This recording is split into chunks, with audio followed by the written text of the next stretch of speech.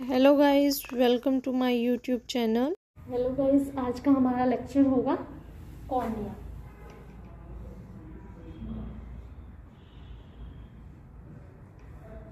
तो आज हम करेंगे कॉर्निया कि कॉर्निया हमारी आई में क्या स्ट्रक्चर है, क्या है कॉर्निया। तो सबसे पहले क्या है इसमें, what is cornea. What is cornea कि कॉर्निया होता क्या है आई में। तो हम बात कर रहे थे व्हाट इज कॉर्निया कि कॉर्निया होता क्या है हमारी आई में। अगर हम ये स्ट्रक्चर देखें, ये स्ट्रक्चर किसका आ गया, outer fibre layer of the eye ball. Outer fibre of the eye ball में एंटीरियर में क्या प्रेजेंट होती है, कॉर्निया।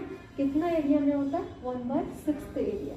ठीक है, तो अगर हम ये व्यू अपनी आई में देखें, ठीक है, तो ये व्यू इस वे में क्या होगी, ये आपकी कॉर्निया हो गया। तो कॉर्निया कैसा स्ट्रक्चर होता है, number 1 point, the cornea is a transparent and A vascular watch like structure with a smooth shining surface.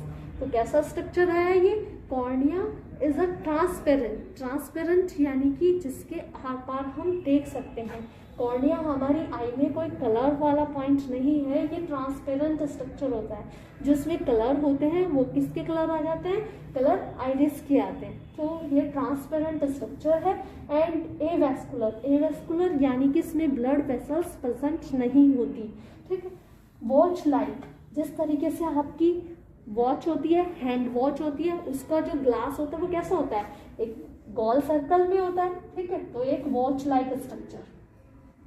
ठीक है, कॉर्निया कैसा आ गया, एक वॉच लाइक स्ट्रक्चर है with a smooth shining surface. ये स्मूथ भी है और शाइनिंग सरफेस में प्रेजेंट है।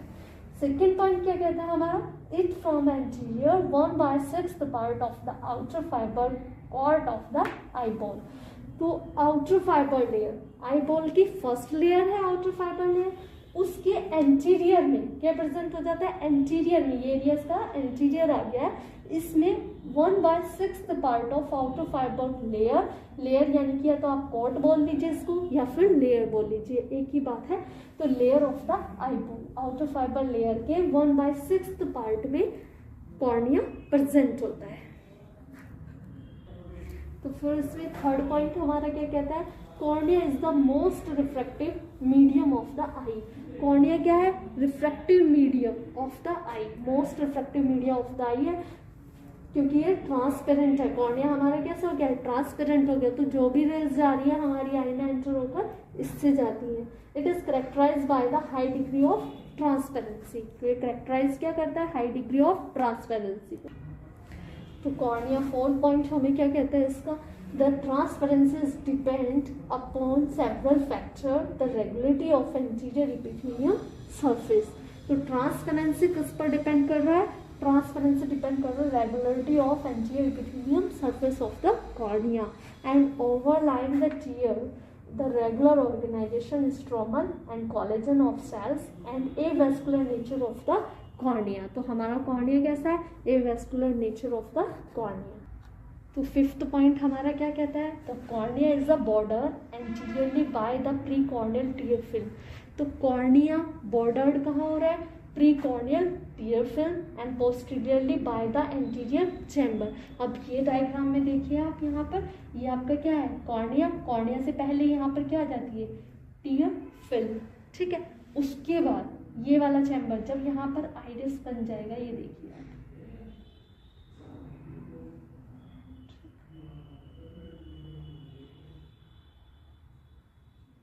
तो ये एरिया आपका क्या आ गया, ये एरिया एंटीरियर चैम्बर और ये लेंस और आइरिस के बीच का स्पेस क्या कहला रहा है, पोस्टीरियर चैम्बर। तो यहाँ पर ये कहना क्या चाह रहा है, the cornea is the border anteriorly by the pre corneal tier film. Cornea से पहले क्या आ रही है, टीयर फिल्म एंड, क्योंकि वहाँ क्या कहते हैं, प्री कॉर्नियल, कॉर्निया से पहले क्या है, टीयर फिल्म, और पोस्टीरियरली कॉर्निया के बैक में क्या आ गई, पोस्टीरियर एंटीरियर चैम्बर। ठीक है, द पेरीफेरी कॉर्निया मर्ज। अब पेरीफेरी कॉर्निया, कॉर्निया का पेरीफेरी स्ट्रक्चर ये वाला आ गया। ठीक है, ये तो ये मर्ज क्या करता है, कंजक्टाइवा ये यहाँ पर ये एरिया कंजक्टाइवा, तो कंजक्टाइवा आ गई इसमें, ठीक है। तो यहाँ पर ये मर्ज किसने किया, कंजक्टाइवा ने। तो आप यहाँ देख सकते हैं, ये अभी प्री कॉर्नियल हटा देते हैं, तो ये यहाँ पर मर्ज हो गया इस पॉइंट पेरिफेरी पर, क्या, कंजक्टाइवा एंड इपिस्क्लेरा, ये स्क्लेरा का पॉइंट आ गया, तो इपिस्क्लेरा एंड द लिम्बस, ये पॉइंट क्या आ गई, लिम्बस की। तो इस तरीके से ये मर्ज हो जाता है, यानी कि जो आपका मार्जिन पोर्शन है इसका, ये कैसे हो गया, periphery cornea merge with the conjunctiva, episclera and sclera at the limbus. यहाँ भी देख सकते हैं आप इस डायग्राम में, ये कॉर्निया का डायग्राम, तो ये क्या है, कॉर्निया। अब ये पेरिफेरी स्ट्रक्चर क्या आ गया, कंजक्टाइवा, ठीक। अब ये किसका भी था, कंजक्टाइवा एट द लिम्बस, ठीक है। इस तरीके से इसका डेफिनेशन प्रेजेंट है। तो आगे हम अब इसमें डायमेंशन करेंगे कॉर्निया में।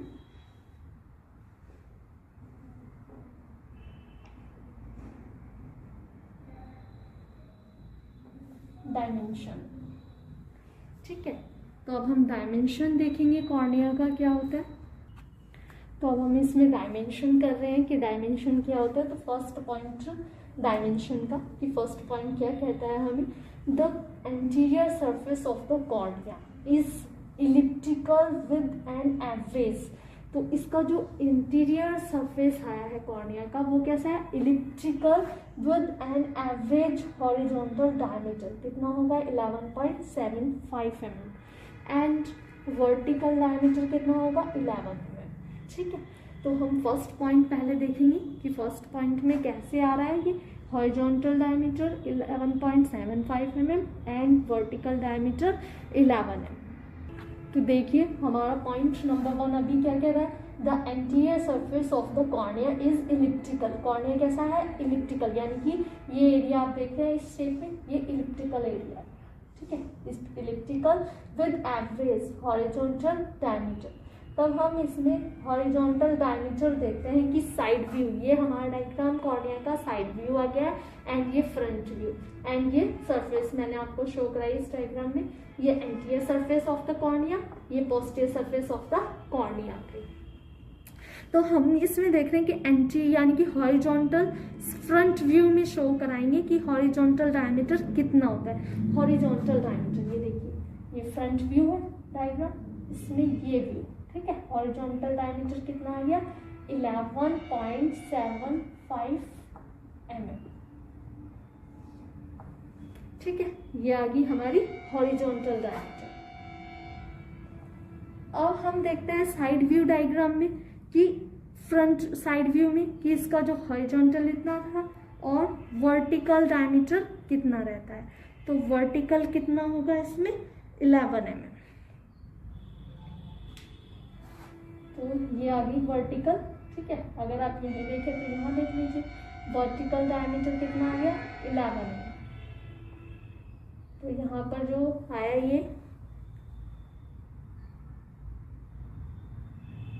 तो यहाँ पर ये 11.75 mm हॉरिजॉन्टल आया, ठीक है, horizontal and 11 mm vertical, vertical diameter, ठीक है।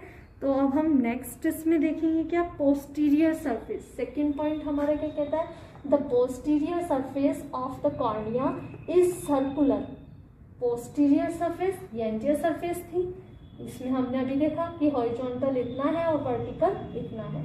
तो posterior surface of the cornea is circular area with an average diameter कितना है, 11.5 mm। तो हम ये चीज साइड व्यू डायग्राम में देखते हैं, पोस्टीरियर सरफेस, ठीक, ये कॉर्निया की पोस्टीरियर सरफेस, तो इसमें कितना आ गया इसका साइड व्यू, 11.5 mm, ठीक है, ये 11.5 mm,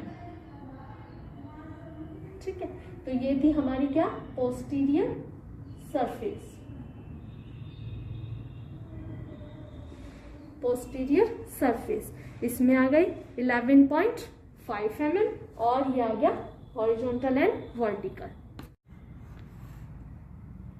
तो अब हम इसमें करेंगे थर्ड पॉइंट। थर्ड पॉइंट हमारा क्या कहता है, thickness of the cornea is the centre is about thickness of the cornea centre is about 0.52 mm।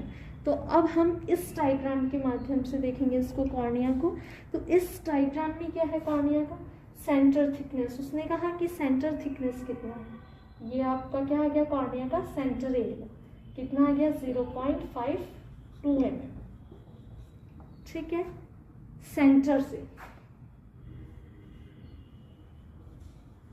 Centre thickness. अब वो कह रहा है पेरिफेरी, पेरिफेरी यानी कि मार्जिन पोर्शन, ये एरिया आ गया पेरिफेरी में, ठीक है। तो वाइड यानी कि जबकि at the periphery margin portion किनारा यानी कि इट इज कितना आया 0.67 mm, तो 0.67 mm,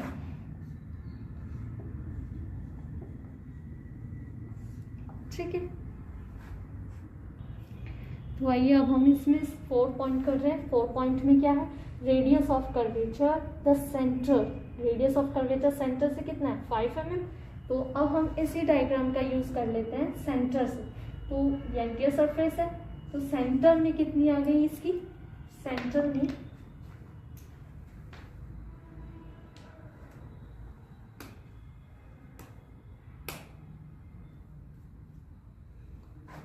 सेंटर में रेडियस ऑफ कर्वेचर कितना आ गया 5 mm, ठीक है। तो सेंटर में कितना आया radius of curvature 5 mm। Area of the cornea from powerful refracting surface of the eye, कितना पावरफुल है 5 mm radius of curvature centre से। लेकिन अगर हम anterior and posterior radius of curvature of central part का देखते हैं तो कॉर्निया में कितना आता है एंटीरियर, ठीक है। तो ये सरफेसेस कौन सी है एंटीरियर है, तो एंटीरियर में कितना आता है कॉर्निया का radius of curvature 7.8 mm, and posterior कितना आता है 6.5 mm। तो ये था इसका रेडियस ऑफ कर्वेचर, ठीक है। वही है यहाँ कह रहा है the anterior and posterior radius of curvature of central part of cornea 7.8 mm, यानी कि एंटीरियर में, एंड पोस्टीरियर में 6.5 mm। तो अब हम इसमें 5th पॉइंट देखते हैं। 5th पॉइंट हमारा क्या कहता है, refractive power of anterior surface of the cornea is about कितना है refractive power of the cornea की +48 डायप्टर, ठीक है। तो ये 48 डायप्टर रिफ्रैक्टिव पावर किसकी आ गई एंटीरियर सरफेस ऑफ कॉर्निया, ठीक है। तो यहाँ पर एक डायग्राम देखिए आप,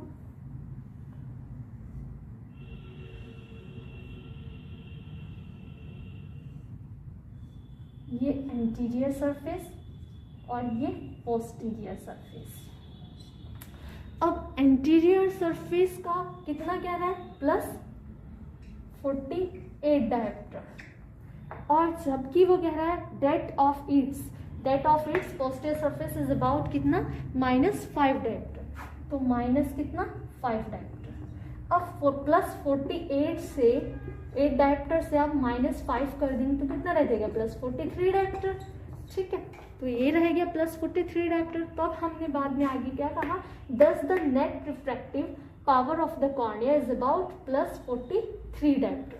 तब हमारा 43 डायप्टर रह जाता है, यानी कि +48 डायप्टर से आपने -5 यानी कि एंटीरियर सरफेस से हम पोस्टीरियर पावर सरफेस को माइनस कर देते हैं, ठीक। तो हमारे पास कितना आ जाता है +43 डायप्टर।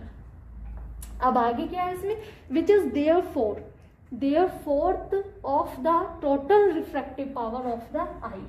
टोटल आई की रिफ्रैक्टिव पावर कितनी होती है 60 डायप्टर, ठीक है, 60 डायप्टर होती है। लेकिन यहाँ पर देयर यानी कि यहाँ पर 3/4 का पार्ट क्या है, यहाँ पर 3/4 का क्या एरिया आ गया यहाँ पर, यानी कि अगर इसमें से +60 डायप्टर से आप +60 डायप्टर से यहाँ पर प्लस के 43 डायप्टर अगर हमने इस पॉइंट से निकाल दिया, ठीक है, हमने यहाँ से इसको इतनी पावर को निकाल दिया अगर, तो कितनी रह जाती है +60 में से आप +43 डायप्टर को निकाल दीजिए तो कितना एरिया रह जाएगा, कितना रिफ्रैक्टिव पावर, यानी कि 3/4 रह जाएगा फिर इसमें, ठीक है। तब इसका इतना रह जाता है 3/4 पार्ट। तो लास्ट इसमें डायमेंशन में 6 पॉइंट क्या आता है, refractive index of the cornea is कितना होगा 1। इसमें हम आगे करेंगे histology of cornea. Histology of cornea. तो हमारा हिस्टोलॉजी ऑफ कॉर्निया में यानी कि हमारा जो कॉर्निया है वो कितनी लेयर्स से मिलकर बना होता है। तो histology of cornea, the cornea consist of 6 layer. हमारा जो कॉर्निया है वो कैसा है, ट्रांसपेरेंट है और कितने लेयर से मिलकर बना होता है, 6 layers. From anterior to posterior these are epithelium, number 1 layer कौन सी आ जाती है, epithelium. Second layer Bowman's membrane and third layer stroma. Stroma को हम सबस्टेंशिया प्रोप्रिया भी बोल सकते हैं। एंड 4 लेयर ड्वार्स लेयर और 5th लेयर बेसमेंट मेम्ब्रेन और 6th लेयर एंडोथीलियम। ठीक है, तो हमारा कॉर्निया 6 लेयर से मिलकर बना होता है, यानी कि consist of 6 layer anterior to posterior. First epithelium, Bowman's membrane, stroma and 12 layers and the basement membrane and endothelium। तो ये यहाँ पर हमारा आ गया कॉर्निया का डायग्राम, यानी कि हिस्टोलॉजी कॉर्निया यानी कि लेयर्स। ठीक है, तो लेयर कितनी थी हमारे पास, first epithelium, second Bowman's membrane, third stroma और ये यहाँ पर लास्ट देख रहे हैं ये द्वास लेयर है एंड ये बेसमेंट मेम्ब्रेन एंड ये लास्ट एंडोथीलियम। तो कॉर्निया की 6 लेयर प्रेजेंट होती है, उसमें फर्स्ट हम करेंगे इपिथेलियम। ठीक है, तो फर्स्ट वहाँ ये शो हो रही है ऊपर डायग्राम में, आप देख रहे हैं इपिथेलियम लेयर। ये यहाँ पर ये एरिया आपका इपिथेलियम का आ गया है। एंड इपिथेलियम लेयर्स को हम थ्योरी में थोड़ा देख लेते हैं। तो थ्योरी में हमें क्या कहता है, epithelium layer, cornea epithelium is of stratified. Cornea epithelium is of stratified. Cornea का जो स्ट्रेटिफाइड कॉर्निया हमारी प्रेजेंट है, कैसे है, stratified squamous type, stratified squamous type of cells and become continue with the epithelium of the bulbar conjunctiva at the limbus। तो हमारा जो epithelium layer है कॉर्निया की वो कहाँ पर कंटिन्यू रहती है, इपिथेलियम लेयर कंटिन्यू रहेगी bulbar conjunctiva and at the limbus point पर। ठीक है, एट द लिम्बस पॉइंट पर। तो बल्बर कंजक्टाइवा कहाँ पर होता है आपका, बल्बर का यहाँ पर देखना है, इस डायग्राम में है, छोटा सा डायग्राम ड्रॉ करूँ, ये देखिए आप यहाँ, ये आपका कॉर्निया आ गया। ठीक, उसने कहा बल्बर कंजक्टाइवा। ठीक, जब हम यहाँ पर बल्बर कंजक्टाइवा बनाएंगे, ये देखिए, तो ये पॉइंट किसका आया, बल्बर कंजक्टाइवा का। ठीक है, तो ये पॉइंट हमारा किसका आ गया, बल्बर कंजक्टाइवा का। और उसने कहा लिम्बस पॉइंट। ठीक है, तो ये पॉइंट हमारा किसका है, लिम्बस का। तो कॉन्टिन्यू इपिथेलियम लेयर फर्स्ट है, तो ये आपकी इपिथेलियम लेयर आ गई यहाँ पर। तो इपिथेलियम लेयर कहाँ पर कॉन्टिन्यू हो रहा है, लिम्बस और बल्बर कंजक्टाइवा पर। और हमारा जो इपिथेलियम है वो कैसी है, stratified squamous type of cells become continue with the epithelium of the bulbar conjunctiva at the limbus. Next आगे देखते हैं, it is about 50 to 90 mu m thick. तो इसका जो थिकनेस आया है माइक्रोमीटर, म्यूएम का मतलब माइक्रोमीटर, इसकी जो थिकनेस आई है वो कितनी आई है, 50 to 90 म्यूएम थिक रहती है। कौन सी लेयर, हमारी इपिथेलियम लेयर। ये आप देख रहे हैं ऊपर इपिथेलियम लेयर। ठीक है, तो ये हमारी इपिथेलियम लेयर थिक रहती है 50 to 90 mu m, 90 mu m thick and consist of 5 to 6 layer. तो कंसिस्ट हो रही है कितने लेयर में, 5 to 6 लेयर में। किस तरीके से कंसिस्ट हो रही है, 5 to 6 layer and of cells. Deepest basal layer is made up of columnar cells. तो डीपेस्ट बेसल लेयर कौन से है, कॉल्यूमिनर सेल्स। तो मैंने उसके लिए एक छोटा सा यहाँ पर डायग्राम अलग से ड्रॉ कर लिया है, उसमें यानी कि epithelium layer, layer of epithelium. ठीक है, कॉर्निया की इपिथेलियम लेयर के लिए मैंने यहाँ पर हल्का सा ये डायग्राम ड्रॉ किया है, ये देख सकते हैं आप थ्योरी के साथ। उसने कहा made up of columnar cells, तो हमारी ये कॉल्यूमिनर सेल्स बन गई है। ठीक है, ये आप देख रहे हैं, ये कॉल्यूमिनर सेल्स आ गई इसमें, तो मेड अप हुआ कॉल्यूमिनर सेल्स से। ठीक, उसके बाद वो कहता है next 2 to 3 layer of wing cells. ठीक है, 2 से 3 लेयर्स कितनी है विंग सेल्स, 2 से 3, 1 2 3, यानी कि ये विंग सेल्स आ गई आपकी, ठीक है। उसके बाद वो आपको क्या कहता है, विंग सेल्स या फिर अम्ब्रेला सेल्स जिसको बोलते हैं। And the most superficial 2 layer of flattened cells, यानी कि 2 लेयर उसने कहा फ्लैटनेट सेल्स, तो ये स्ट्रक्चर आ गया आपका फ्लैटनेट सेल्स का। तो ये structure flattened cells, wing cells and columnar cells. Last इसमें सेकंड आ जाएगी वुमेन्स मेम्ब्रेन, ठीक है। तो उसने यहाँ पर इट इज एस्टिमेटेड का मतलब अनुमान लगा सकते हैं आप, that the entire epithelium is replaced in the periods of 6 to 8 days, ठीक है। तो इपिथेलियम हमारा रिप्लेस्ड हो जाता है इतने डेज में, 6 to 8 days में। The anterior cell wall of the most superficial cells has many each, कितना mm की है, 0.5 mm इन हाइट आ रही है इसकी, ठीक है। And which play an important role in the tear film stability, तो ये इम्पोर्टेंट रोल क्या करती है इपिथेलियम, टीयर फिल्म स्टेबिलिटी, यानी कि टीयर्स को स्थिर रखती है, स्टेबिलिटी रखने का वर्क भी आपका इपिथेलियम कर रही है, ठीक है। तो इपिथेलियम लेयर्स का ये वर्क है।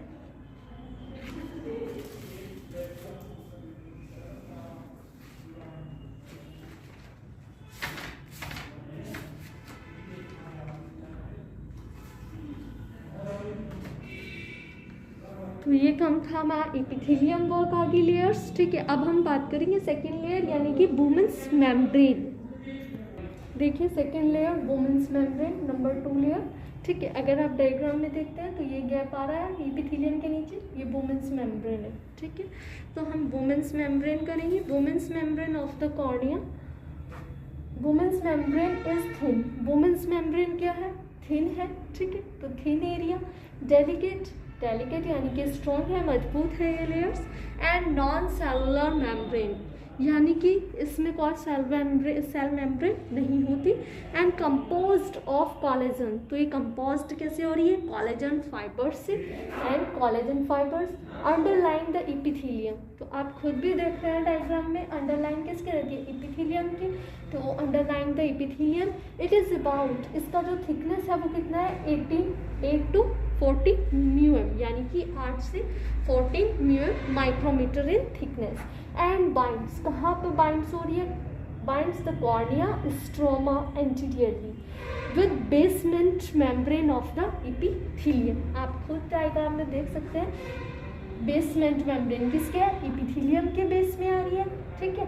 एंड एंटीरियर क्या आ रहा है, स्ट्रोमा के एंटीरियर में ये प्रेजेंट हो रही है। नेक्स्ट आगे, it is show considerable, it is resistance to the infection and injury, but once destroyed it is does not resonate, यानी कि ये रेसिस्टेंस करती है किस चीज़ का, इन्फेक्शन का एंड इंजरी का, ठीक है। रेसिस्टेंस यानी कि प्रतिरोध कर रही है किस चीज़ का, infection and injury, but once destroyed it is does not resonate, यानी कि अगर ये एक बार डिस्ट्रॉयड हो गई इन्फेक्शन या इंजरी के कारण से, तो ये क्या होगा, डज नॉट रिजनेट, ये रिजनेट नहीं होगी, ठीक है।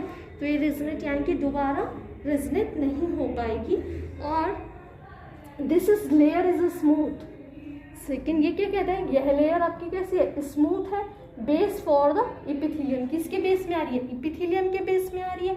और यूनिफॉर्मिलिटी does the help in refraction, तो ये हेल्प किस में करती है आपको, रिफ्रैक्शन में। जब हम रिफ्रैक्शन करते हैं तो उसमें भी ये हमें हेल्प कर पाती है, ठीक है। इसी के कारण से हम रिफ्रैक्शन कर पाते हैं वुमेन्स मेम्ब्रेन के कारण, तो ये हमें रिफ्रैक्शन में हेल्प करती है।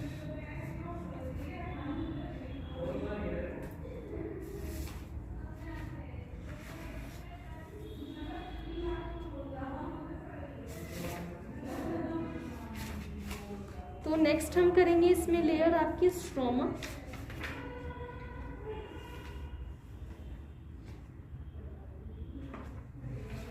थर्ड लेयर हमारी आएगी स्ट्रोमा।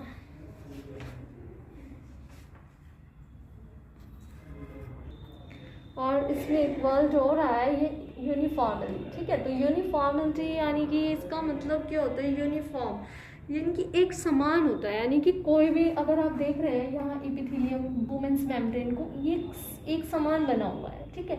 इसमें कोई ऐसा नहीं है कि कहीं पर ये कोई रूट्स ले लीजिए कि ये कोई रूट है, यहाँ पर रूट था, यहाँ पर कोई एक होल हो गया है, यहाँ पर फिर रूट आ गया है, फिर होल हो गया, तो एक उबड़ खबड़ रास्ता नहीं है, ठीक है। तो यानी कि यहाँ पर वुमेन्स मेम्ब्रेन एक यूनिफॉर्म में है जो कि हेल्प करती है रिफ्रैक्शन में।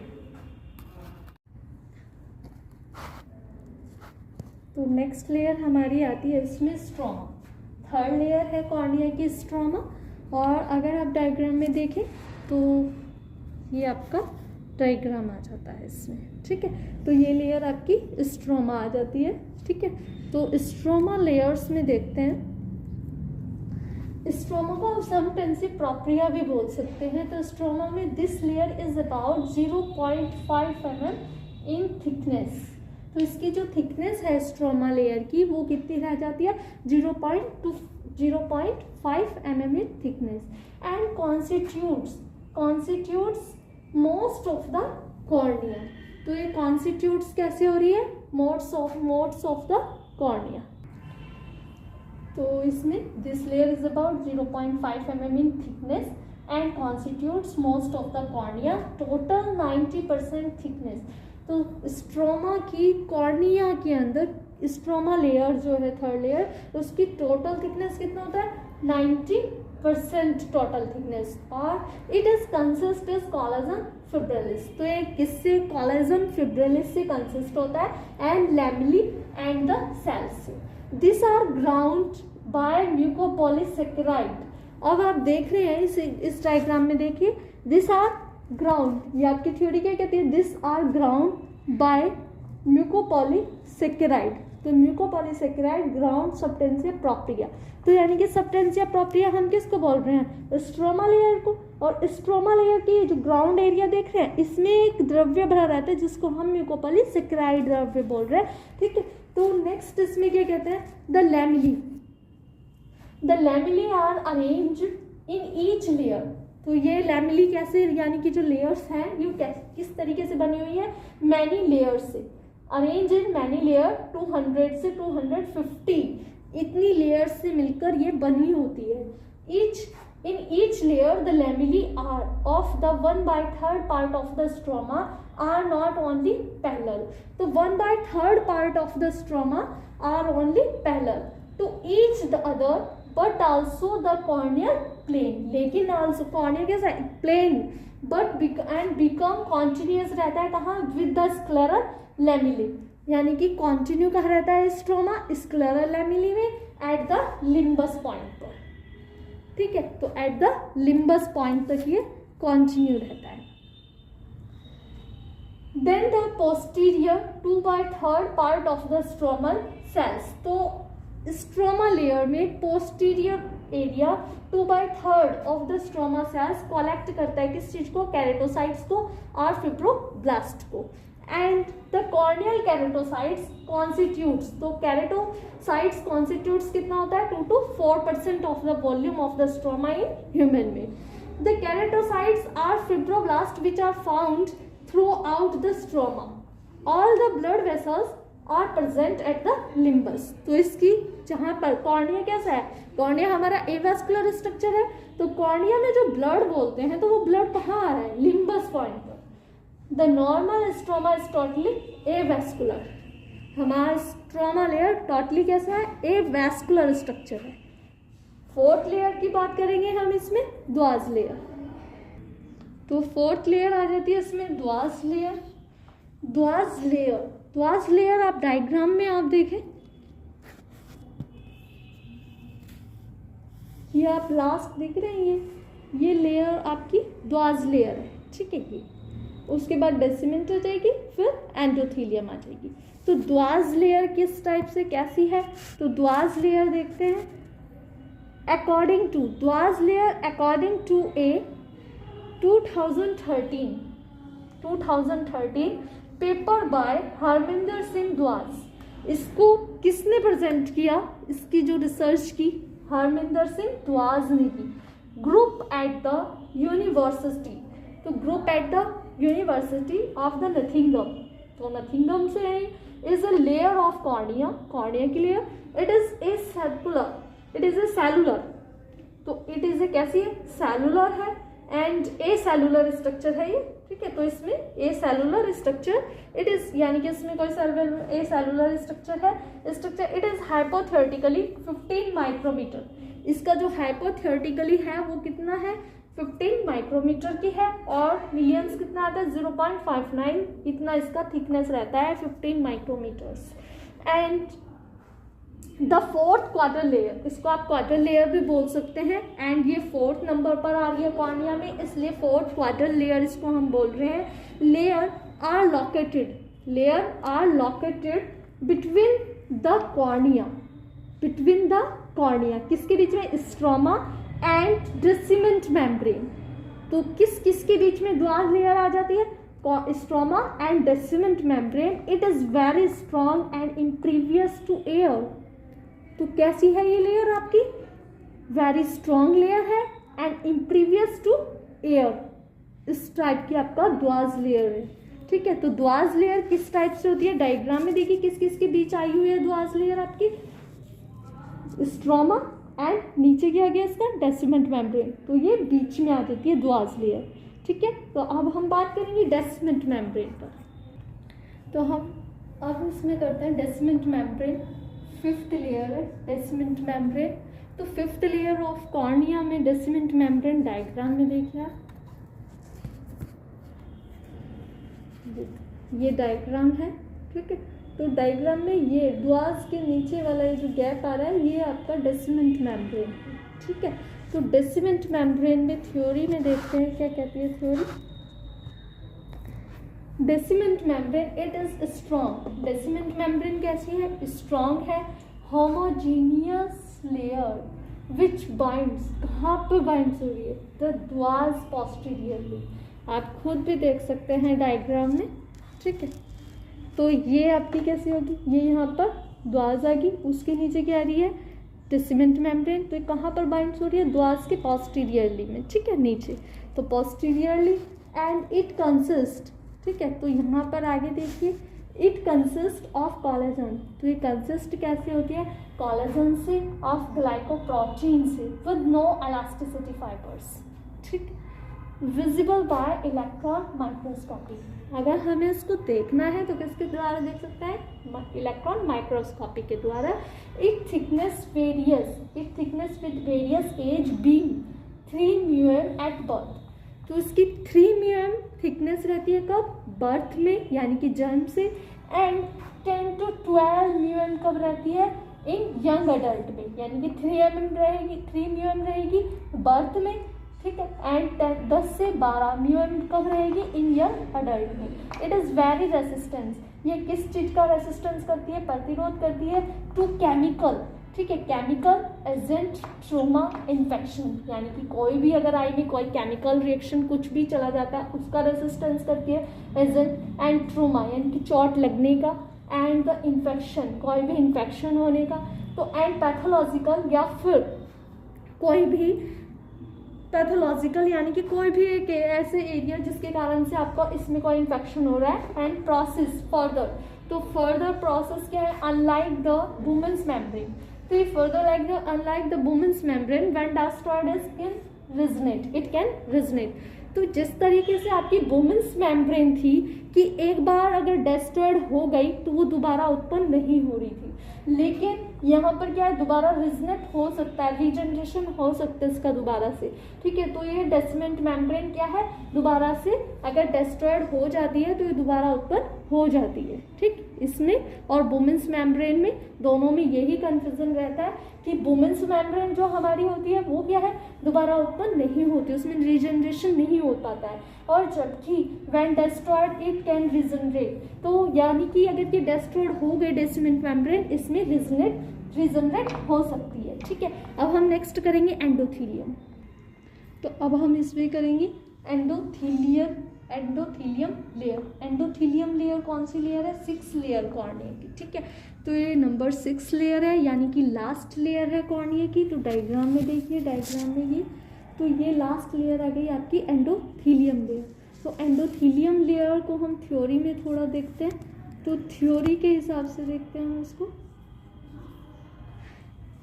Endothelium layer it consist of A single layer, तो कैसी लेयर है ये? सिंगल लेयर है। क्यों है सिंगल लेयर? आप डायग्राम में देखिए, सिंगल लेयर इसलिए बोला जा रहा है क्योंकि इसके बाद कोई नेक्स्ट लेयर नहीं है, तो इसलिए हम इसको बोल रहे हैं it is a single layer. तो single layer of flat polygonal and mainly hexagonal. तो कैसी है सिंगल लेयर? पॉलीगोनल। आप देख रहे हैं ये इस शेप में यानी कि ऐसी है, और इसका डायग्राम मैंने अलग से बनाया हुआ है ये यहाँ पर। तो ये पॉलीगोनल इस तरीके से एंड मेनली हेक्सागोनल सेल्स ये प्रेजेंट है। The cells density of endothelium. तो इस सेल्स की जो डेंसिटी है एंडोथीलियम लेयर में इज अराउंड, कितनी उसमें अराउंड रहती है? 6000 cells, 6000 cells per mm square at birth, per mm square at birth में रहेगी। देयरफॉर विद इंक्रीजिंग एज, और देयरफॉर विद इंक्रीजिंग एज, जैसे जैसे एज बढ़ेगी तो नंबर ऑफ सेल्स रिड्यूस, तो नंबर ऑफ सेल्स रिड्यूस हो जाएगा अबाउट कितना रह जाएगा?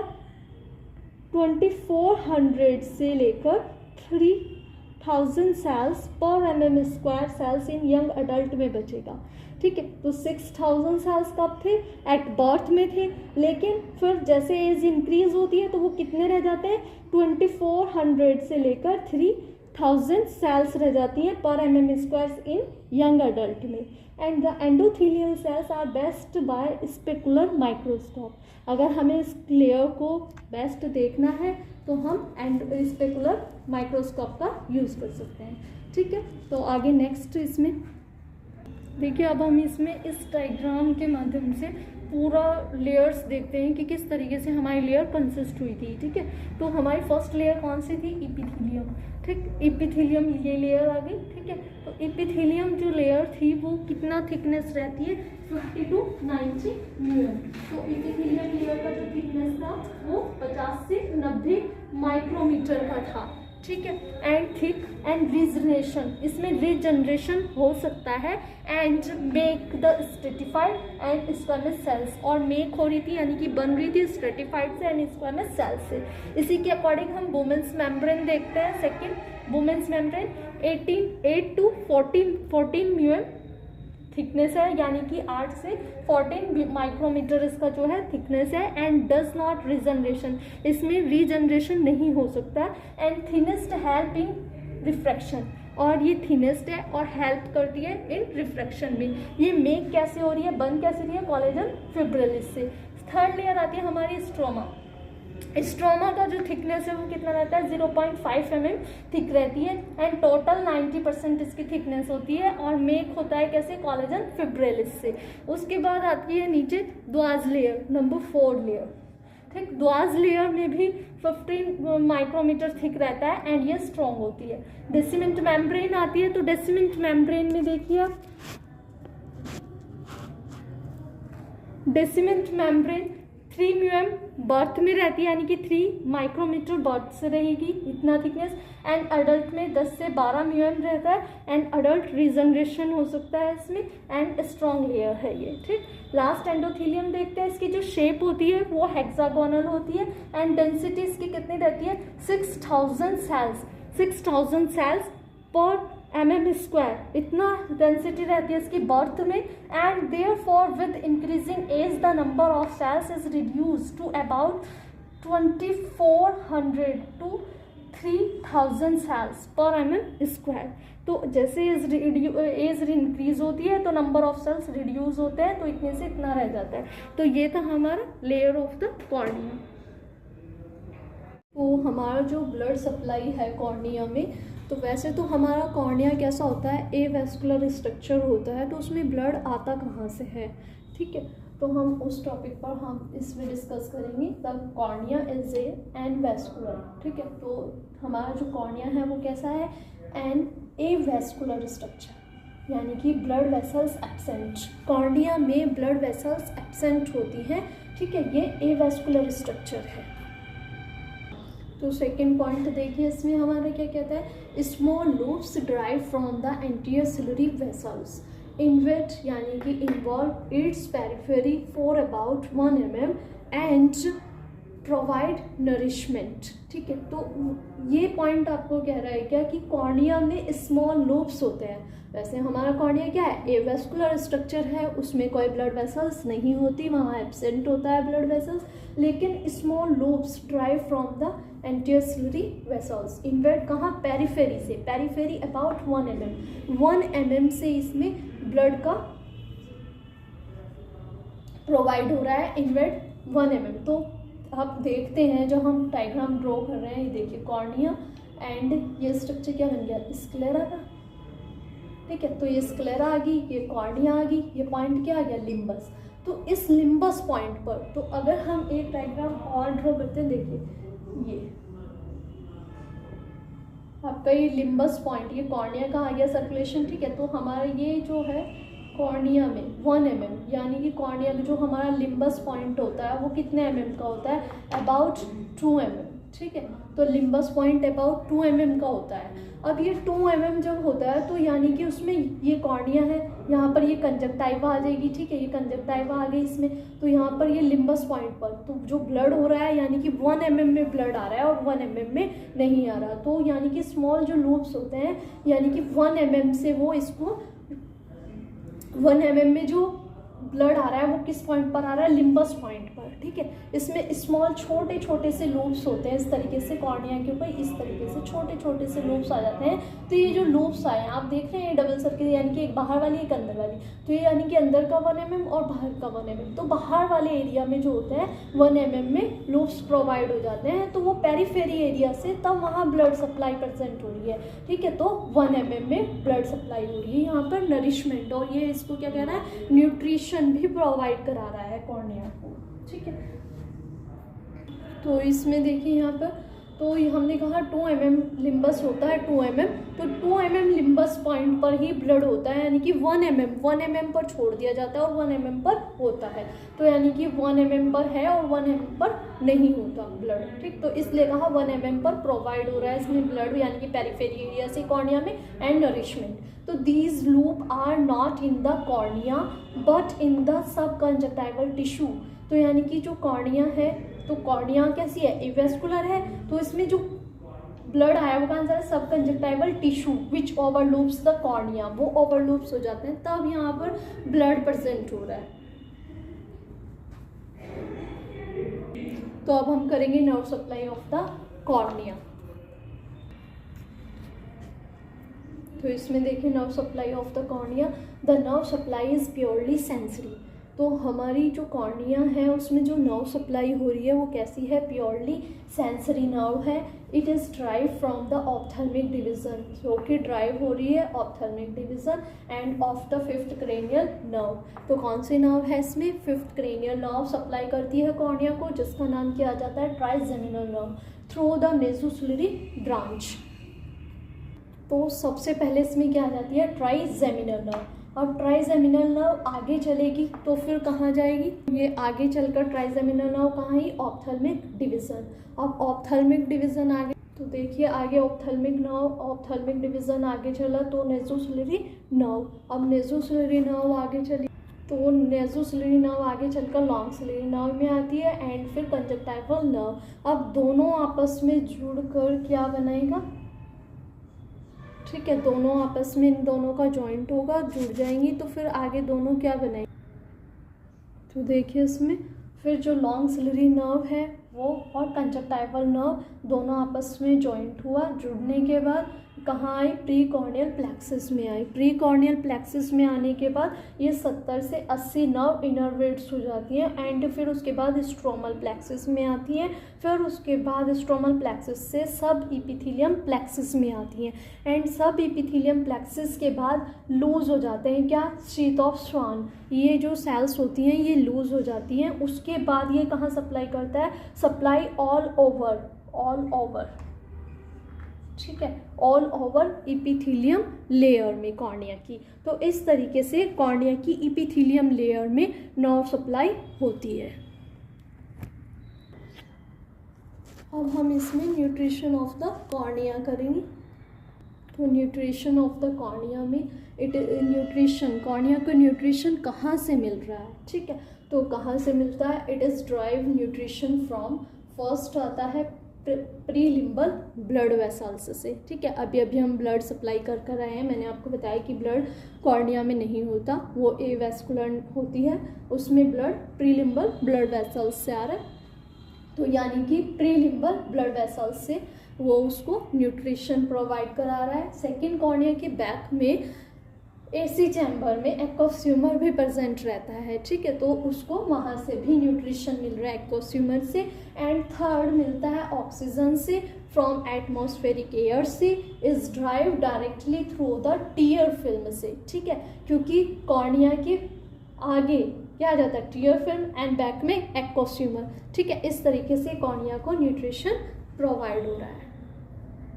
अब देखिए इसमें फंक्शन में नंबर 1 पॉइंट आता है to act as a powerful refracting lens to fix to the focus, यानी कि ये किसी लेंस की कि हमारे पास क्या है, किसी फिक्स्ड फोकस की रिफ्रैक्टिंग लेंस की पावर की तरह ये एक्ट करता है, ठीक है। तो ये क्या कर रहा है, किसी रिफ्रैक्टिंग लेंस की एक्ट पावरफुल की तरह, फिक्स्ड फोकस की तरह ये एक्ट कर रहा है। यानी कि क्योंकि इसमें कॉर्निया का डायप्ट्रिक पावर कितना होता है, +43 डायप्टर होता है इसमें, कॉर्निया का +43 डायप्ट्रिक पावर होती है इसमें, और टोटल आई की कितनी होती है, +60 डायप्टर होती है, ठीक है। अब अगर इस +60 डायप्टर होती है आई की, तो इसमें कितना रह जाता है, 3/4 एरिया रह जाता है, यानी कि बचा हुआ एरिया जो रह जाता है वो कितना रह जाता है अकेले, यानी कि 3/4 एरिया अकेले कवर करता है। ये 3/4 एरिया जो होता है इसका वो अकेले कवर कर लेता है। अगर इसमें से 43 डायप्टर कॉर्निया की होती है, टोटल आई की डायप्ट्रिक पावर कितनी होती है, 60 होती है, तो अकेले जो कवर करता है कॉर्निया का वो कितना कर लेता है, 3/4 एरिया कॉर्निया का, ठीक है। सेकेंड पॉइंट क्या है, to protect the intraocular contents, तो ये हमारी आई में जो इंट्राऑक्युलर कंटेंट्स होते हैं उनको भी प्रोटेक्ट करता है कॉर्निया। तो थर्ड पॉइंट क्या है, the cornea also play an important role in, तो कॉर्निया के इम्पोर्टेंट रोल हैं, जैसे कि फर्स्ट, तो जैसे कि इसमें कहा थर्ड पॉइंट में, the cornea also play an important role in, तो इसका जो इम्पोर्टेंट रोल फर्स्ट आता है वो क्या है, first absorption of topically applied the drugs, जो भी आप आई में ड्रग्स डालते हैं, आई ड्रॉप का यूज़ करते हैं और उसको आई में डालते हैं, तो उसको एब्जॉर्ब करने का काम कौन करता है, कॉर्निया करता है, ठीक है, तो उसको एब्जॉर्ब कर रहा है कॉर्निया। सेकेंड पॉइंट देखते हैं, तो सेकेंड पॉइंट देखिए, won't repair after anterior segment या सर्जरी या और ट्रॉमा, ठीक है, यदि आपने कोई भी आई में चोट लगी है तो उसको रिपेयर करने में भी कॉर्निया मदद करता है, हेल्प कर रहा है, और या फिर आपने कोई सर्जरी कराई है तो उसको भी जो घाव भरने में मदद करता है वो कॉर्निया कर रहा है, ठीक है। एंड कोई चोट लगी है तो उसको भी रिपेयर हमारा कॉर्निया करता है, तो उसमें कॉर्निया हेल्प करता है इस तरीके से। अब हम इसका नेक्स्ट पॉइंट, तो नंबर 4th पॉइंट हमें कहता है कि cornea perform these function by maintaining it's transparency and replacement of tissue, तो जो कॉर्निया है हमारा वो क्या कर रहा है, क्या फंक्शन कर रहा है इसमें, यानी कि मेंटेन कर रहा है किस चीज़ को, transparency and the replacement of the tissue, यानी कि जो हमारे इसमें टिश्यू है, टिश्यू के द्वारा क्या हो रहा है इसमें, ट्रांसपेरेंसी एंड रिप्लेसमेंट हो जाते हैं टिश्यू का, तो मेंटेनिंग, यानी कि टिश्यू के द्वारा इसको मेंटेन कर दिया जाता है, इसकी ट्रांसपेरेंसी को एंड टिश्यू रिप्लेसमेंट को, ठीक है, इस तरीके से कॉर्निया फंक्शन करता है। तो अब हम इसमें करेंगे biochemical and physiological process of the cornea, की कॉर्निया के बायोकेमिकल और फिजियोलॉजिकल जो प्रोसेस होते हैं वो कौन कौन से होते हैं। तो अब हम इसमें देखेंगे कि biochemical and physiological process of the cornea के अंडर में कौन कौन से आते हैं, एरिया केमिकल्स क्या होते हैं उसके तो बायोकेमिकल फर्स्ट पॉइंट आता है biochemical composition of the cornea, यानी कि इसमें biochemical composition of the cornea में कौन कौन सी चीज़ें शामिल हैं, ठीक है, इसमें हम ये करेंगे। सेकंड आता है कि मेटाबॉलिज्म ऑफ कॉर्निया, यानी कि कॉर्निया का मेटाबॉलिज्म क्या होता है, और थर्ड पॉइंट आता है कॉर्नियल ट्रांसपेरेंसी, यानी कि कॉर्निया की ट्रांसपेरेंसी क्या होती है, कैसी होती है, और फोर्थ आता है drugs permeability through the cornea, यानी कि जो इसमें कॉर्निया में ड्रग्स परमेबिलिटी होता है वो कॉर्निया के द्वारा होता है, ठीक है, वो देखेंगे कैसे होता है। और फिफ्थ आता है कॉर्नियल वुड हीलिंग। तो कॉर्नियल वुड हीलिंग में क्या है, कॉर्निया में जो भी यानी कि कोई भी चोट वगैरह लग जाती है, वुड हीलिंग यानी कि चोट वोट लग जाती है कॉर्निया में, तो उसको ठीक करने का काम भी, हेल्प करने का काम भी कॉर्निया करता है। तो वो घाव को भरने का काम जो कर रहा है वो कॉर्निया करता है आई में, ठीक है। तो इसमें देखिए आगे फर्स्ट पॉइंट हमारा आता है biochemical composition of the cornea. तो इसमें कितना परसेंट क्या रहता है, तो लगभग वाटर रहता है 80% इसके अंदर, एंड प्लस सॉलिड रहता है प्लस 20%। अब सॉलिड से क्या आता है, ऑर्गेनिक मैटर आते हैं, वो कितने रहते हैं 19.8%, एंड इनऑर्गेनिक मैटर आते हैं, वो कितना रहता है 0.2% लगभग। तो इतना रहता है, ठीक है। Water 80%, solid 20%, inorganic matter 19.8%, and यानी कि organic matter 19.8%, and inorganic salt कितना होता है 0.2%। तो मेटाबॉलिज्म ऑफ द कॉर्निया में देखिए, the source of nutrient required for the corneal metabolism and metabolic pathway involve are. तो इसमें मेटाबॉलिज्म और मेटाबॉलिक पाथवे इन्वॉल्व हो रहे हैं, तो वो कौन कौन से हैं वो अब देखिए इसमें सोर्स ऑफ न्यूट्रिएंट, इसने कहा मेटाबॉलिज्म ऑफ द कॉर्निया में सोर्स ऑफ न्यूट्रिएंट आता है। वो क्या है source of nutrient, first oxygen होता है सोर्स ऑफ न्यूट्रिएंट में, एंड ग्लूकोज होता है, और थर्ड एमिनो एसिड होता है। इसी तरीके से उसने कहा मेटाबॉलिक पाथवे, ठीक है, मेटाबॉलिक पाथवे इन्वॉल्व हैं। तो वो कौन से हैं कॉर्निया में, ग्लाइकोलिसिस एंड क्रॉस साइकिल। तो जहाँ पे ग्लाइकोलिसिस वर्ड आ जाए वो कैसे होते हैं, ग्लाइकोलिसिस यानी कि ग्लाइको मतलब ग्लूकोज, और जहाँ पर लेसिस वर्ड आ जाए यानी कि अपघटन, यानी कि ग्लूकोज का ब्रेक होना या ग्लूकोज का टूटना, ठीक है, इस चीज़ को ये कहते हैं। तो ये किस चीज़ में चेंज हो जाता है, ये पायरुरिक एसिड को बनाता है फिर, और पायरुरिक एसिड जो होता है वो TCS साइकिल या क्रब साइकिल को आगे क्रिया करते हैं, ठीक है। तो अब हम इसमें करेंगे कॉर्नियल ट्रांसपेरेंसी की। कॉर्नियल ट्रांसपेरेंसी क्या है कॉर्निया की, तो फर्स्ट पॉइंट हमें क्या कहता है इसका कॉर्निया का, the main physiology function of cornea is act as a major refractive media. तो कॉर्निया का जो फिजियोलॉजिकल फंक्शन है यानी कि वो वर्क कैसे कर रहा है, रिफ्रैक्टिव मीडिया मेजर कर रहा है रिफ्रैक्टिव मीडिया को, so that a clear retinal image, और रेटिना पर जो इमेज बन रही है वो इज फॉर्म्ड यानी कि बन रही है, तो फॉर्म्ड कैसी बन रही है, वो क्लियर बन रही है, ठीक है। तो ये कॉर्नियल ट्रांसपेरेंसी का वर्क हो रहा है। सेकेंड पॉइंट हमें क्या कहता है, the normal corneal transparency is the result of anatomical and physiological factor. तो अब हम इसका ट्रांसपेरेंसी का जो कॉर्निया की नॉर्मल ट्रांसपेरेंसी है उसका रिजल्ट हम एनाटॉमिकल और फिजियोलॉजिकल फैक्टर के अंडर में देखते हैं कि कैसा होता है। तो अब हम इसमें करेंगे कि एनाटॉमिकल फैक्टर क्या होता है कॉर्नियल ट्रांसपेरेंसी का। तो नंबर 1 पॉइंट इसका क्या कहता है, एनाटॉमिकल फैक्टर इंक्लूड यूनिफॉर्म, क्या कह रहा है, uniform and regular arrangement and uniform of the corneal epithelium.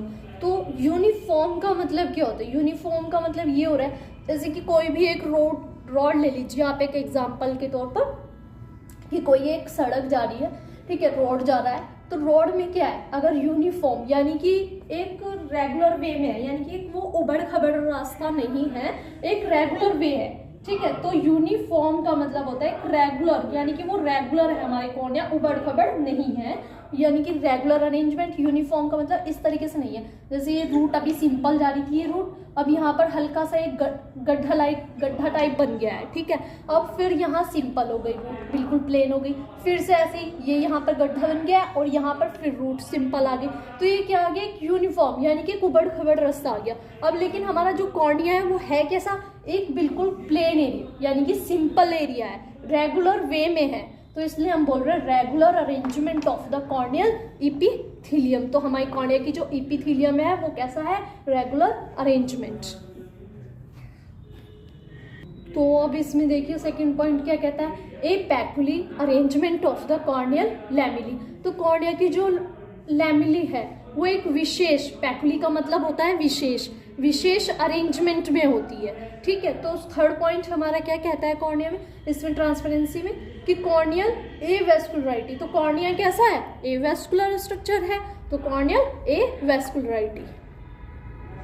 तो अब हम देखेंगे फिजियोलॉजिकल फैक्टर। अभी हमने एनाटॉमिकल किया, तो अब फिजियोलॉजिकल फैक्टर क्या है। फर्स्ट पॉइंट यानी कि physiological factor is relative state of corneal dehydration. तो अब हम इसमें फिजियोलॉजिकल फैक्टर में relative state of corneal dehydration देखेंगे कि क्या है डिहाइड्रेशन।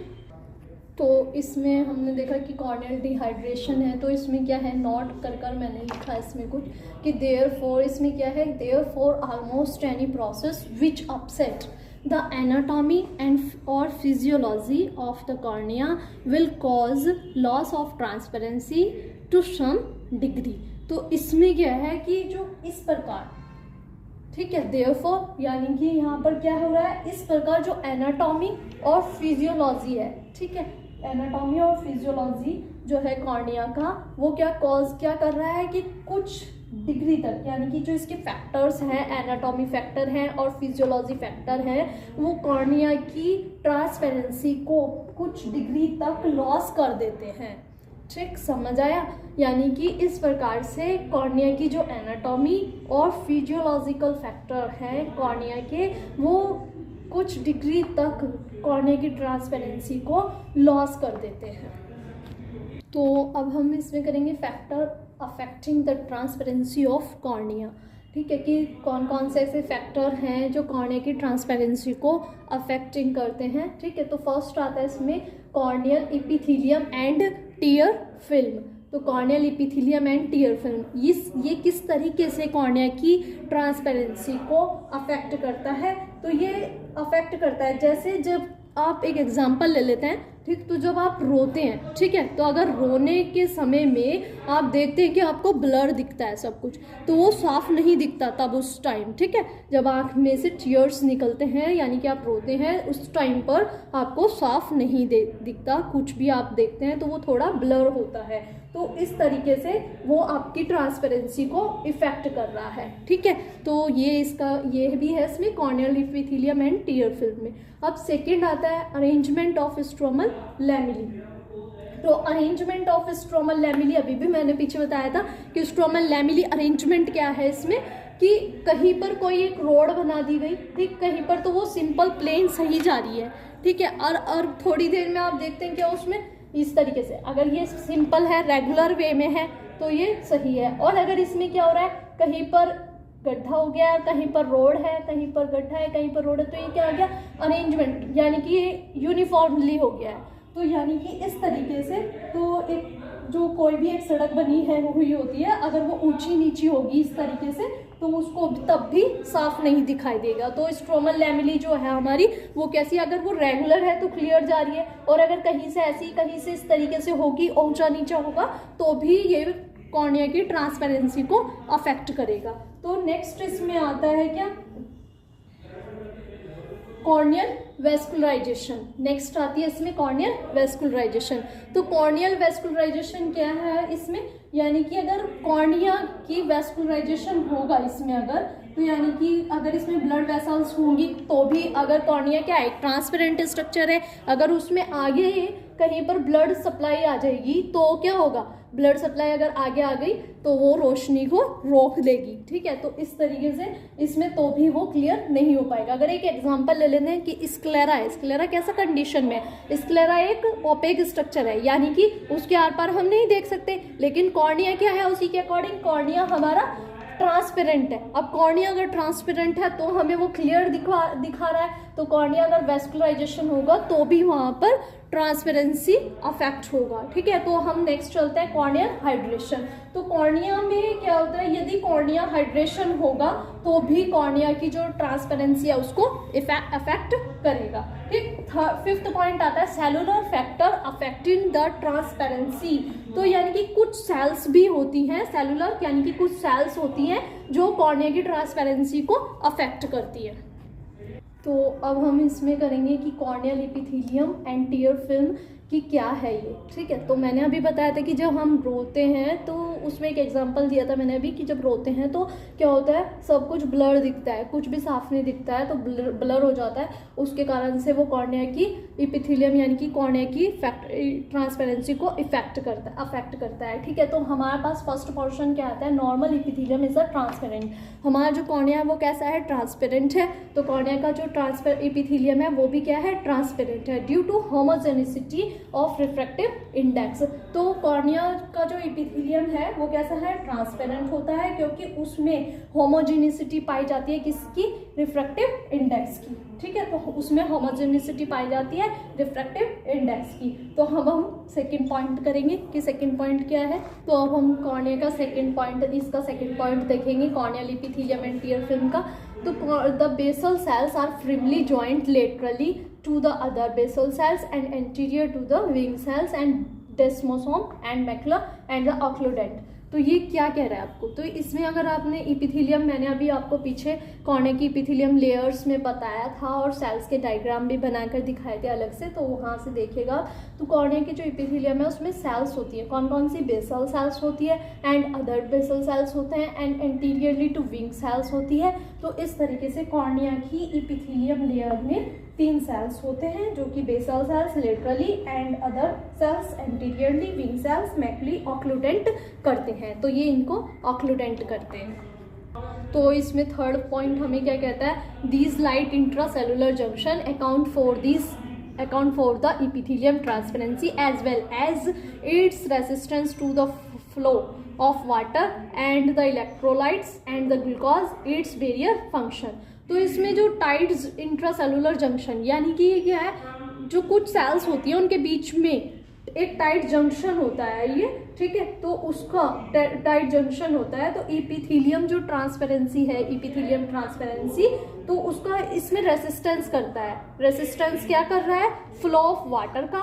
इलेक्ट्रोलाइट्स का एंड ग्लूकोज का। इट्स बैरियर फंक्शन यानी कि इस तरह बैरियर फंक्शन की तरह काम करता है। तो रेसिस्टेंस का मतलब रोकता है किसको, वाटर को, इलेक्ट्रोलाइट्स को, glucose and the barrier function की तरह ये काम करता है। नेक्स्ट देखिए इसमें क्या है, fourth point, normal precorneal tear film play. Normal precorneal, corneal से पहले क्या होता है, टीयर फिल्म, और कॉर्निया की बैक में एक्वोस्यूमर होता है। तो कॉर्निया की जो पहले टीयर फिल्म है, यानी कि इसलिए कहा हमने precorneal and tear film play, क्या प्ले कर रहा है, important role in maintaining the transparency of epithelium. Epithelium की ट्रांसपेरेंसी को मेंटेन कर रहा है।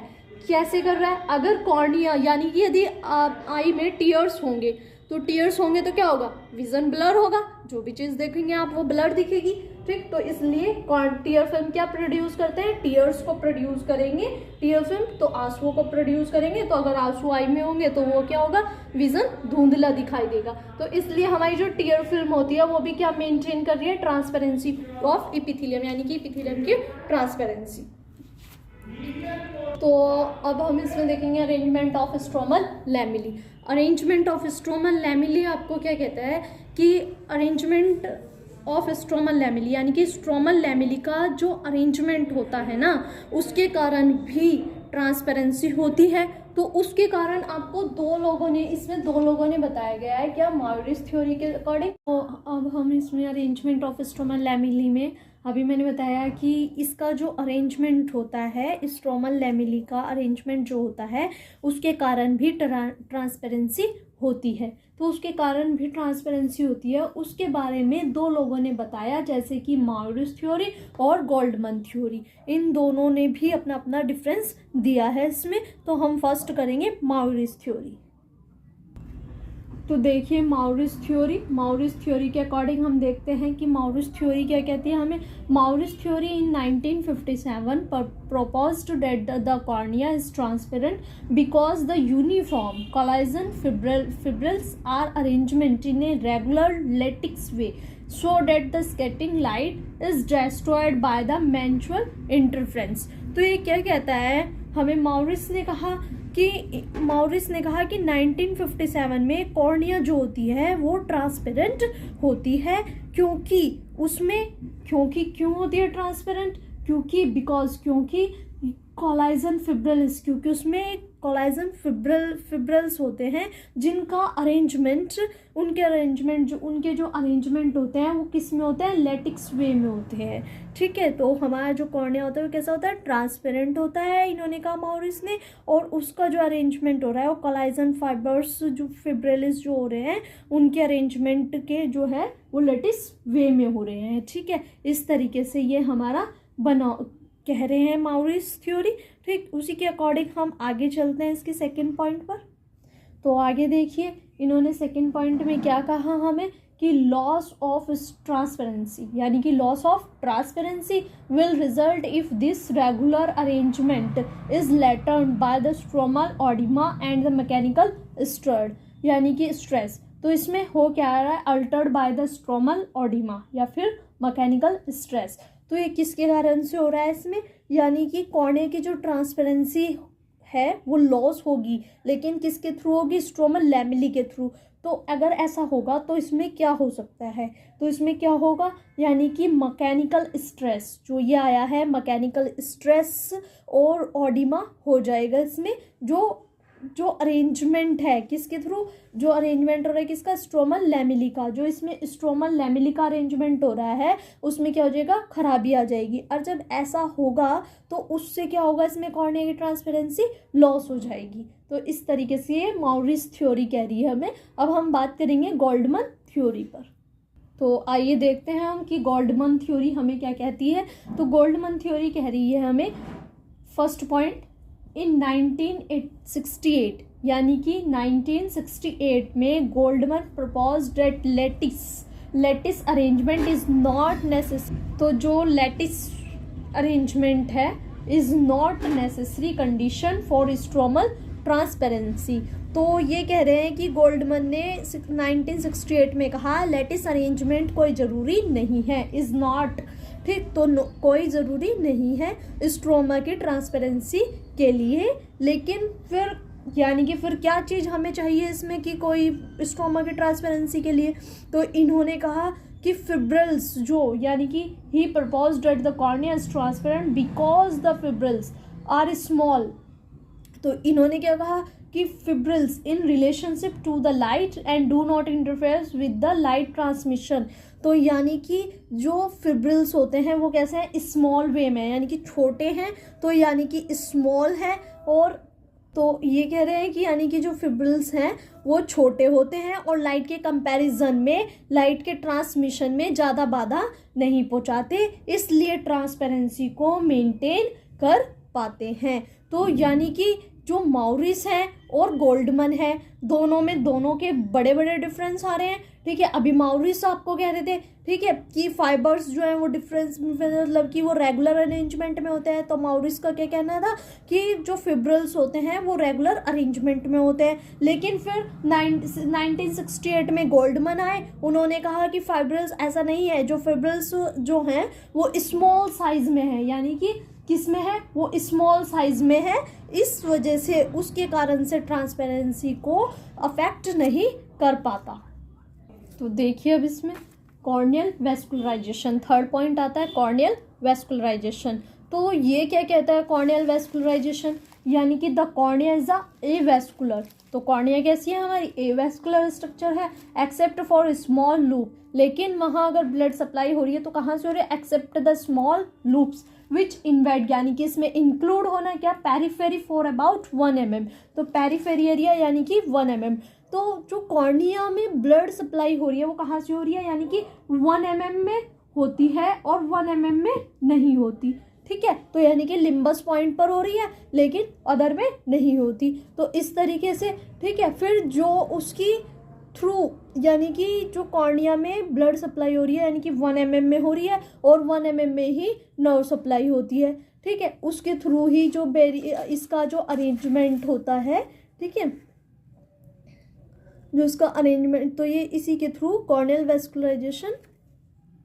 तो जो ये कॉर्निया का मतलब 1 mm पेरिफेरी अबाउट 1 mm में है, यानी कि 1 mm में है और 1 mm में इसकी ब्लड सप्लाई नहीं होती। तो यानी कि नर्व सप्लाई और जो ब्लड सप्लाई हो रही है वो 1 mm में हो रही है। ठीक है, लेकिन उसी के थ्रू ये कॉर्निया क्या ले लेता है, नरिशमेंट, यानी कि न्यूट्रिशन कॉर्निया को उसी के द्वारा मिल जाता है। ठीक है, तो हम आगे बात करते हैं इसमें कॉर्नियल हाइड्रेशन पर। तो नेक्स्ट देखिए इसमें कॉर्नियल हाइड्रेशन। तो कॉर्नियल हाइड्रेशन क्या है? The normal cornea maintain itself in A state of relative hydration. तो इटसेल्फ ऑफ रिलेटिव हाइड्रेशन, तो हमारा जो नॉर्मल कॉर्निया होता है ना, तो यानी कि जो हमारा नॉर्मल कॉर्निया होता है वो अपने आप को मेंटेन कर पाता है, और हमारी जो कॉर्निया है वो अपना पानी खत्म नहीं, जो कॉर्निया में पानी होता है यानी कि जो नॉर्मल कॉर्निया होगी वो अपने आप को मेंटेन कर पाता है कि हमारा पानी, कॉर्निया का जो वाटर होता है वो खत्म ना हो। ठीक है, तो इसमें जो which is essential for the corneal transparency, यानी कि जो इसके लिए कॉर्निया की ट्रांसपेरेंसी के लिए जरूरी होता है, यानी कि कॉर्निया की जो ट्रांसपेरेंसी है उसके लिए जो जरूरी होता है वो भी कॉर्निया की ट्रांसपेरेंसी के लिए, यानी कि ठीक। तो यानी कि जो कॉर्निया में वाटर है वो कैसा है कि यानी कि वो अपने आप को मेंटेन कर रखती है। अगर नॉर्मल है कॉर्निया, ठीक है, तो यानी कि उसका वाटर जिससे ही खत्म ना हो। ठीक है, और आपका जो कॉर्निया है, जो ट्रांसपेरेंसी है कॉर्निया की, वो भी जरूरी है इसके लिए, यानी कि वाटर जो है वो खत्म ना हो। ठीक है, तो इसी के साथ नेक्स्ट पॉइंट देखते हैं। तो नेक्स्ट देखिए, नेक्स्ट पॉइंट हमें क्या कहता है कि the water consent the normal cornea लगभग 80%, यानी कि जो कॉर्निया जो होती है वो कैसी है कि उसके ऊपर जो वाटर होता है वो कितना परसेंट होता है? 80% होता है। जैसे कि अभी पीछे भी किया था biochemical composition of the cornea में कि वाटर कितना था? लगभग 80%, और सॉलिड कितना था? 20%, और इनऑर्गेनिक मैटर कितना था? लगभग 19.8%, और इनऑर्गेनिक कितना था? 0.2%। ठीक है, तो इस तरीके से हमारे पास क्या था? ये प्रेजेंट था कॉर्नियल हाइड्रेशन। तो आगे देखिए इसका थर्ड पॉइंट, कॉर्नियल हाइड्रेशन का थर्ड पॉइंट क्या कहता है? It is kept constant by a balance. तो ये क्या है कि constant by a balance of factor which is draw water in the cornea. तो यानी कि जो ये कॉर्निया, यानी कि as example swelling pressure of the stromal matrix and intraocular pressure. तो जो कॉर्निया है, यानी कि कॉर्निया अपने अंदर वाटर को खींचता है। ठीक है, वो अपने अंदर वाटर को खींचता है, और जैसे क्या?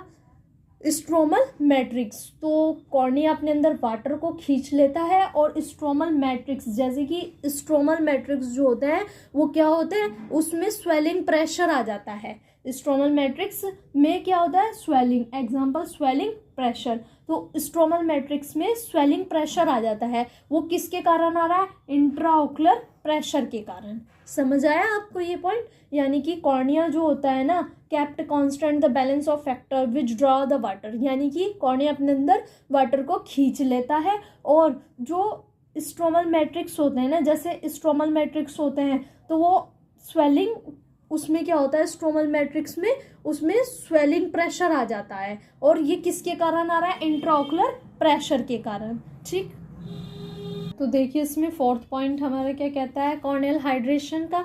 These factor prevent the flow of water in the cornea and mechanical barrier action of the epithelium is also important for corneal transparency.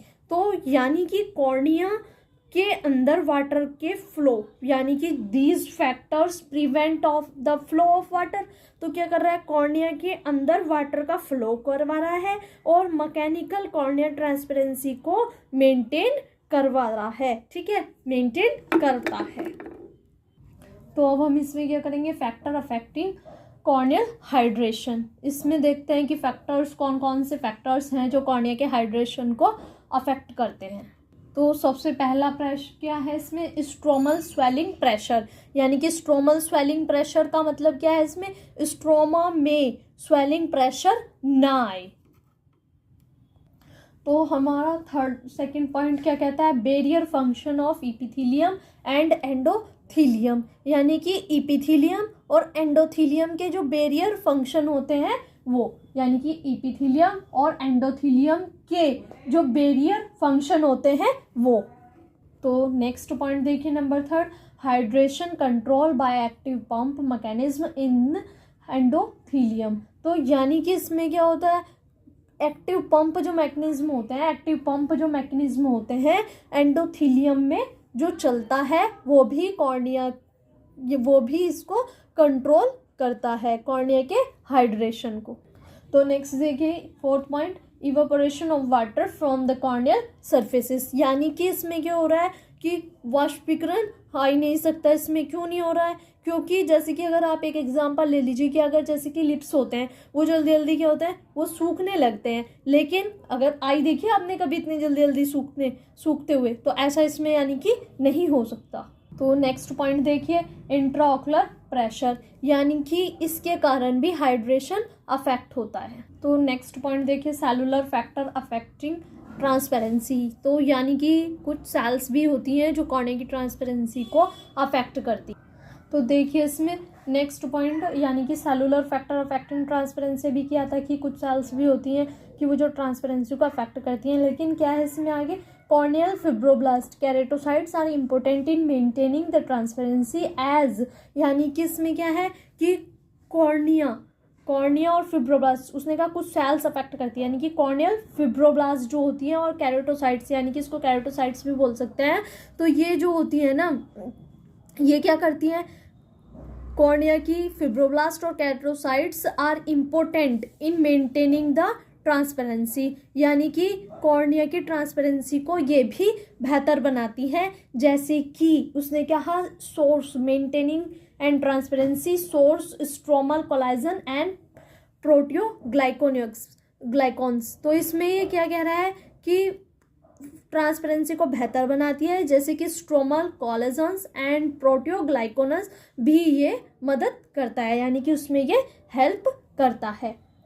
तो नेक्स्ट देखिए इसमें drugs permeability across the cornea, तो ये इसमें क्या है, topically insulated medications largely penetrate the intraocularly through the cornea. तो cornea जो होता है ना, उसमें क्या है, टॉपिकली कुछ भी डालोगे आप तो वो उसमें एब्जॉर्ब हो जाएगा, ठीक है। तो जो कॉर्निया में आप जैसे आई में आप ड्रॉप डालते हो कोई भी, ठीक है, तो वो जहाँ भी जानी होती है ना, उसको सही रूट तक वो पहुँचाने का काम भी आपका कॉर्निया करता है, यानी कि वो उसको उसी जगह पर जाने के लिए देता है जहाँ पर उसकी ज़रूरत होती है, उसको अन्यथा मतलब कहीं गलत रास्ते पर नहीं पहुँचाता, उसको सही जगह पहुँचा देता है। तो इस तरीके से हमारा कॉर्निया ड्रग्स परमेबिलिटी में भी काम कर रहा है। तो ठीक है, इस तरीके से जो भी आप ड्रॉप डालते हो उसको एब्जॉर्ब करने का काम भी कॉर्निया कर रहा है।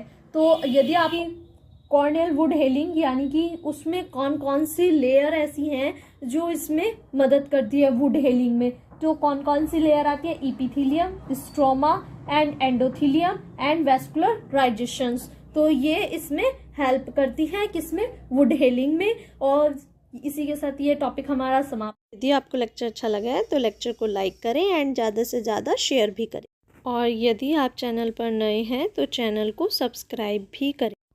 Thanks for watching my video.